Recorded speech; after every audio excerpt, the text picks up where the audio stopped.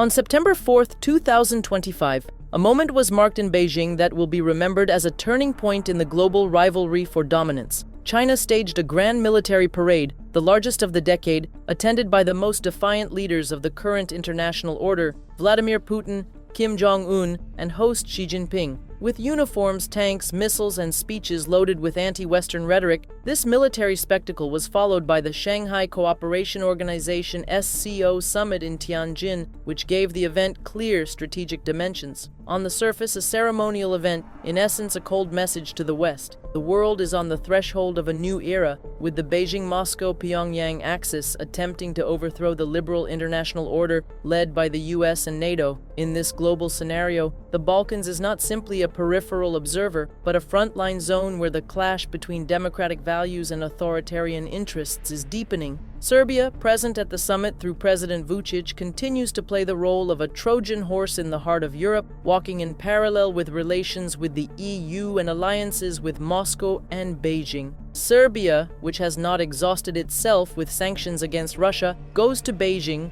hugs Xi, greets Putin, and sends signals to the EU that we are for dialogue and peace, while buying drones from China and laying the foundations for a gas pipeline with Russia. This is called diplomacy with three gates, one for the West, one for the East, and one for narrow personal interests. The Balkans are champions in this discipline. This behavior, silently tolerated by Brussels and very carefully by Washington, risks dismantling the entire security architecture in the Western Balkans. Events in China are clear signs of the formation of an authoritarian bloc, which in addition to military force is also building networks of economic and technological cooperation, including investments in artificial intelligence, a new development bank, and a unified narrative against the hegemons of the West. In this geopolitical confrontation, small countries are the ones that are hit first, and the Balkans, with the unhealed wounds of history and new ethnic and religious polarizations, is becoming a favorite object of influence for Chinese, Russian, Iranian, and any other power that seeks to deepen divisions